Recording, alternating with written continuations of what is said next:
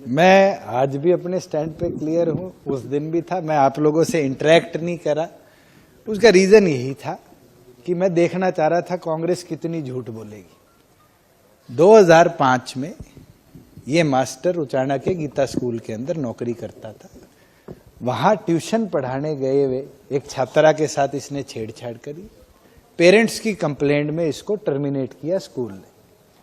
6 में भूपेंद्र हुड्डा जी की सरकार में, जब भूपेंद्र हुड्डा जी कह रहे हैं कि 8 तक नौकरी में नहीं आया, इसको उस गवर्नमेंट के अंदर जेबीटी गेस्ट टीचर भर्ती किया गया। 2 साल ये जेबीटी गेस्ट टीचर रहा। 2008 के अंदर ये हेडमास्टर भर्ती हुआ।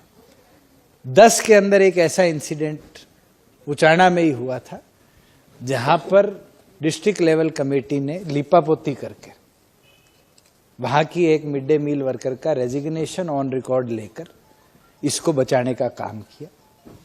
2012 के अंदर, मैंने तथ्य में 11 बोली थी, 12 के अंदर ये वाकया दोबारा हुआ। सरपंच सुदेश ने लिखित तौर पर बीईओ को, डीईओ को, शिक्षा मंत्री को, एसीएस को पत्र भी करे, मुलाकात भी सबसे करी। उसके बाद 2 इंक्वायरियां हुई।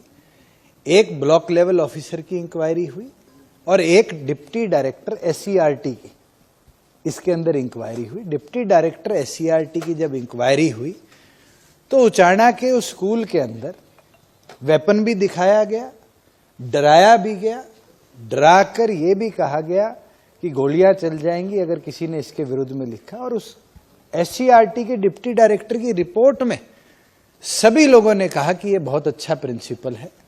केवल मात्र उस समय की सरपंच की रिटर्न उसमें बयान है जो कहती है कि हम अपने स्टैंड पे अभी भी खड़े हैं, इसका कैरेक्टर अच्छा नहीं है और इसका तबादला कर दिया जाए। मखंड गांव से इस प्रिंसिपल का तबादला जुलाना के एक गांव में होता है और मात्र 19 दिन बाद इसको उठाकर डुमरखा ला दिया जाता है। और उसके बाद भी निरंतर कभी कोई बच्चियों से मेहंदी लगवाने का, कभी और कुछ करने का, ऐसे आरोप इस पे लगते रहे और कांग्रेस इसको बचाती रही। क्या लगता है और इसके पीछे मैं आपको एक फैक्ट आपको और क्लियर कर दूं इसके अंदर कि 2012 से 14 जो माननीय भूपेंद्र हुड्डा जी ने विधानसभा में कहा, मुझे तो ये फैक्ट भी नहीं पता था कि डीडीआर 2 साल में डिस्ट्रॉय हो जाती है। मेरे को तो विधानसभा में पता चला।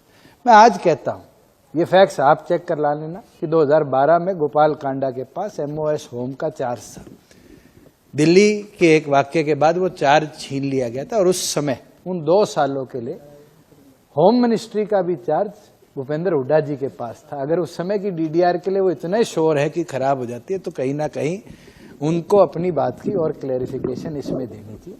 मैं पूरी तौर पर क्लियर हूं, विधानसभा की कमेटी बनी है, हम तथ्य भी देंगे, हम डेट के साथ कौन कब कहां गया, किसके बयान है। और मैं तो कमेटी के साथ जाके जो अधिकारी उस कमेटी के मेंबर थे, जिसमें डिप्टी डायरेक्टर भी थी एससीईआरटी की, डीईओ भी था, बीईओ भी था और एक एडजॉइनिंग स्कूल का प्रिंसिपल भी था, मैं तो उन सबके बयान दोबारा करवाऊंगा और उस समय के स्कूल के वाक्य को रिक्रिएट कराकर ऐसे आदमी को जिसको सेफगार्ड किया गया, इसको तो सख्त से सख्त सजा दिलवाएंगे। क्या लगता है इसको जो सेफगार्ड किया जा रहा है, इसके पीछे किस नेता का हाथ जो है प्रेशर की बात भी गीता बुक्कल ने कही है सेफगार्ड करने को लेकर? मैं अगर आपको फैक्चुअली इतना बता सकता हूं कि डिप्टी डायरेक्टर स्कूल में आई, सारे बच्चे, टीचर, स्टाफ सबको एक मैदान में बिठाया गया, एक व्यक्ति वहां बंदूक फ्लॉन्ट कर रहा है, ये वाकया तो मुझे अभी पता चला होगा।